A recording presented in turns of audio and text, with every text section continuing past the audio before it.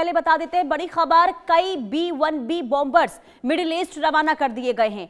US और Britain से उड़े हैं B-1B बॉम्बर्स और ईरान पर बड़े हमले की अटकलें जो हैं अब वो तेज होती हुई नजर आ रही है और 18 सैनिकों की मौत से ट्रंप नाराज हो गए हैं, जिसके बाद ट्रंप लगातार चेतावनी भी देते हुए नजर आ रहे हैं कि अब परमाणु ठिकानों पर जो हमले हैं वो तेज कर दिए जाएंगे, लेकिन ईरान को भारी नुकसान हो चुका है। सवाल ये कि क्या अमेरिका ईरान पर परमाणु हमला करने की तैयारी कर रहा है और क्या कुछ ही घंटों में तेहरान पर भी हिरोशिमा जैसा हमला हो सकता है? इन सवालों को लेकर इस समय पूरी दुनिया में सनसनी फैल गई है।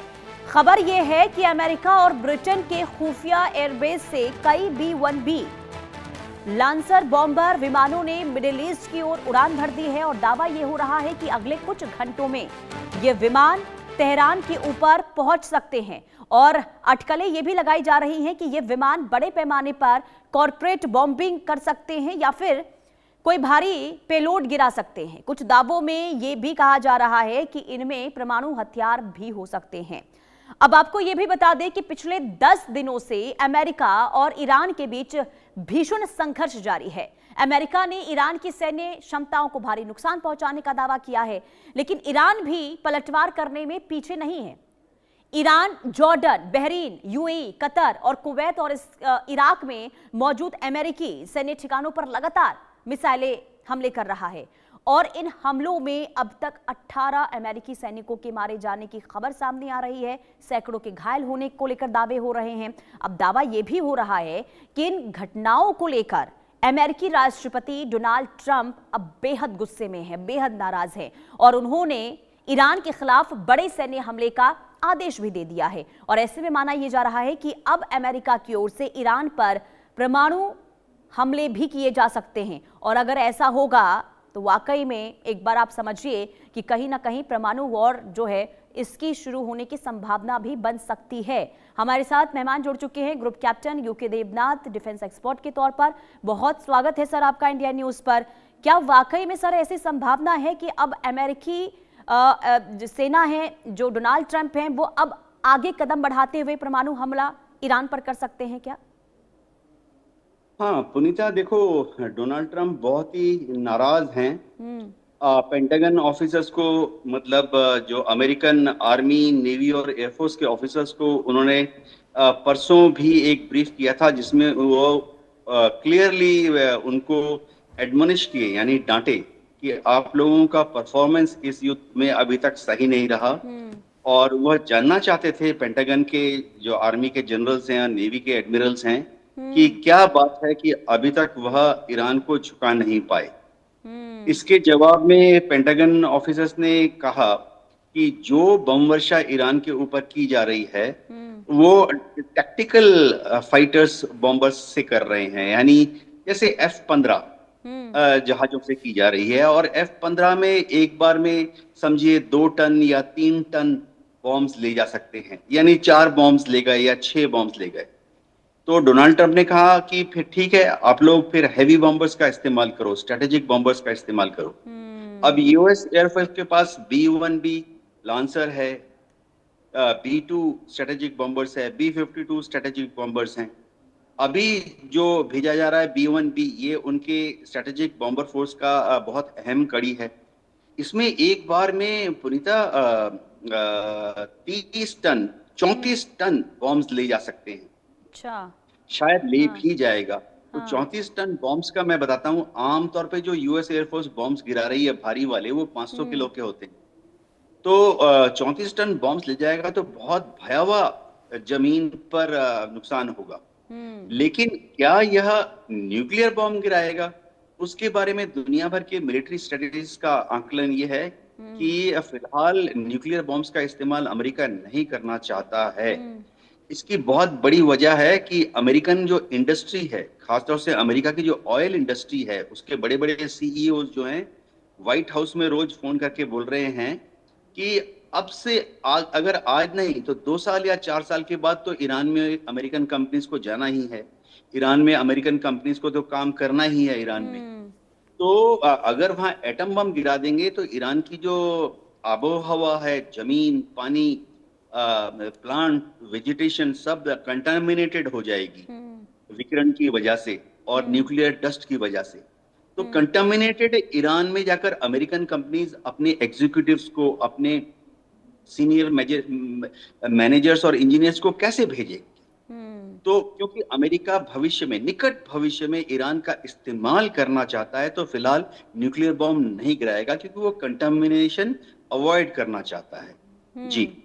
लेकिन जो अभी आप बता रहे थे कि अमेरिका ने अपनी पूरी रणनीति में बदलाव कर दिया है, खतरनाक हथियार को इस्तेमाल अब अमेरिका की ओर से किया जा सकता है, और ऐसे में अगर हम B-1B बॉम्बर की बात करते हैं, अगर इससे हमले होते हैं तो ये क्या माना जाए ईरान के सामने तो फिर बहुत ज्यादा चुनौती, क्योंकि डोनाल्ड ट्रंप तो अब ये भी कह रहे हैं कि अब हमारी पूरी ये कोशिश है कि जो ईरान के परमाणु ठिकाने हैं वहां पर बम बरसा दिए जाएं, ये तक धमकी दे दी गई है।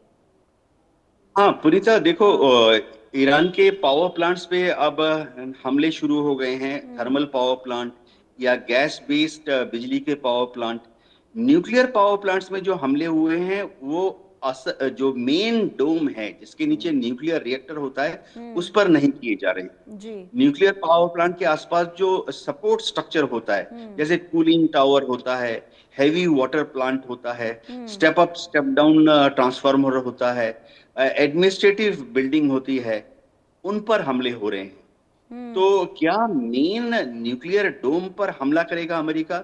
शायद ऐसा ना हो, क्योंकि वो अलग अलग अंतर्राष्ट्रीय ट्रीटीज का उल्लंघन हो जाएगा।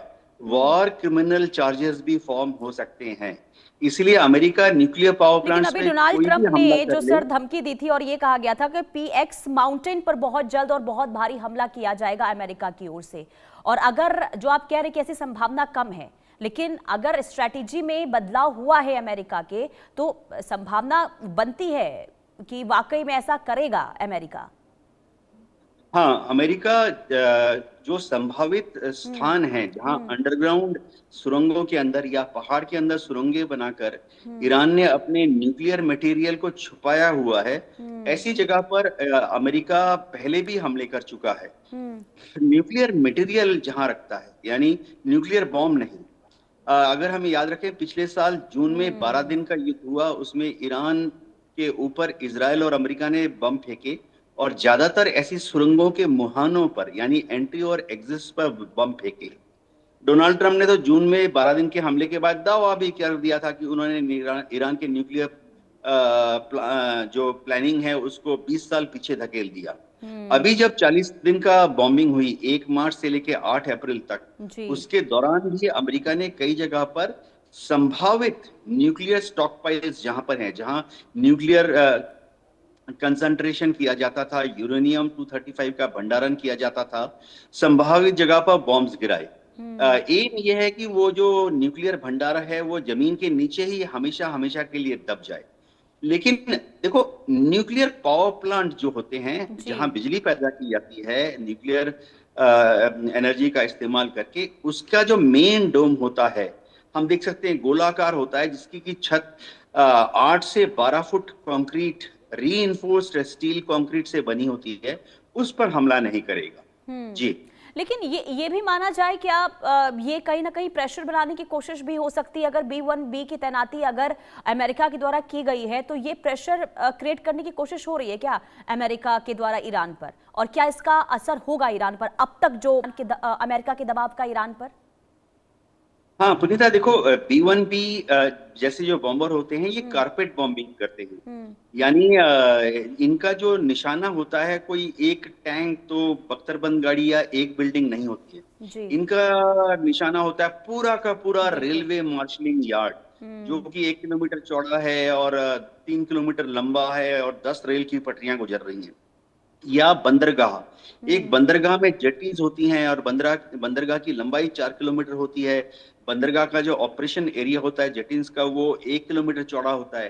तो B-1B का क्लासिक पैटर्न क्या होता है कि जो पायलट है, ये जो बॉम्बर, जो वेपन सिस्टम्स ऑपरेटर है, वो समझिए उसमें 12 बॉम्ब लेके जा रहे हैं, तो वो पहला बॉम्ब एम करता है एकदम शुरुआत में, जहां से बंदरगाह या रेलवे मार्शलिंग यार्ड शुरू हो रहा है, और उसके बाद वो सेट करता है कि हर 100 मीटर पर एक अगले 12 बॉम्ब गिरे। तो अगले 1.2 किलोमीटर पर आप देखेंगे धड़ाम धड़ाम धड़ाम करके 100 मीटर की दूरी पर 12 बॉम्ब गिरेंगे। तो इसको गिराकर इंडस्ट्रियल एरिया जैसे हो गए, उसके ऊपर गिरा जाएगा। जो उनके बड़े बड़े कारखानों हैं, जी। उन पर गिराया जाएगा। एम ये है कि ईरान की इंडस्ट्रियल पावर को नेस्तनाबूद करना। इससे बिल्कुल। अमेरिका इससे डोनाल्ड ट्रंप उम्मीद करते हैं कि ईरान घुटनों पर आ जाएगा और बातचीत के लिए गिड़गिड़ाएगा और अमेरिका की शर्तों पर डॉटेड लाइन पर आंख बंद करके साइन कर देगा। जी और राष्ट्रपति पेजेश्कियान का ये भी बयान सामने आया है सर कि अब ईरान में जो है आर्थिक संकट की स्थिति आगे आने वाले दिनों में बहुत ज्यादा बढ़ सकती है। और ऐसे में जब अमेरिका की ओर से, डोनाल्ड ट्रंप की ओर से ये पूरी कोशिश, जैसा आपने कहा कि इंडस्ट्रियल ठिकानों पर हमला करना, तो वाकई में ऐसा लग रहा है कि अब ईरान कहीं ना कहीं झुकाव देखने को मिलेगा ईरान का, क्योंकि ईरान में नुकसान बहुत ज्यादा हुआ है। इससे पहले जब बमबारी हुई थी तब भी हमने देखा नुकसान बड़े पैमाने पर हुआ था, और अब तो पूरी तरीके से तबाह हुआ है ईरान। हाँ पुनीता, देखो आकलन ये है कि ईरान में जो खाने पीने का सामान है, जैसे गेहूं है, अनाज है, चावल है, ये और 3 महीने के अंदर खत्म हो जाएंगे। और जो नई फसल आ रही है वो शायद इतनी ज्यादा नहीं होगी, क्योंकि ईरान में पानी की दिक्कत है, इरिगेशन की दिक्कत है, बिजली की दिक्कत है, उर्वरक की दिक्कत है। तो नई फसल शायद इतनी शानदार नहीं होगी।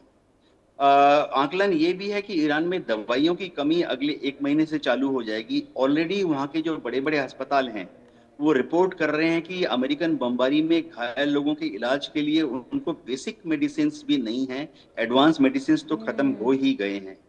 महंगाई ईरान में चरम सीमा पर है। जी। जो आम लोग हैं वो अपनी जिंदगी भर की कमाई से थोड़ा थोड़ा करके घर चलाने का सामान खरीद रहे हैं। तो ऐसे में राष्ट्रपति पेजिशकियन का जो आकलन है कि ईरान की जनता बहुत त्रस्त है, वो काफी सही आकलन है।